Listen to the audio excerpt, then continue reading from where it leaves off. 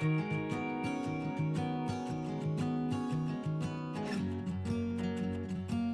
role of the adult is an extremely important one in early years development.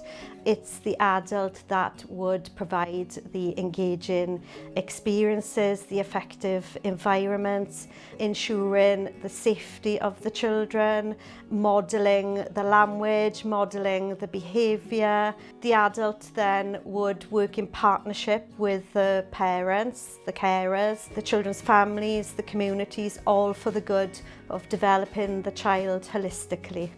So the adult as well would model joyful dispositions to learning. Knowing your staff really well, having a good relationship with them all, to be honest with you. We've worked a long time together, we have, making sure that everybody's happy each day, coming into work, having those smiles on their faces, looking out for each other, making sure that we give each other time, making sure that we follow the same vision of the play school, and also make sure that the environment is to suit us all, making time for each other, making time for them to develop their learning, making sure that we have our appraisals, our supervisions are marked off, time to talk, time to get together. Every child is different, so every child is an individual child, and they've got all different backgrounds, different cultures, different house environments, different areas they come from.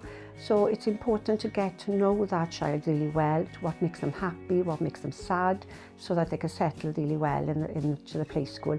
We use a one-page profile, so we get to know all that information before the child comes in, so the settling in period is a lot smoother. Looking after staff morale is really important to us.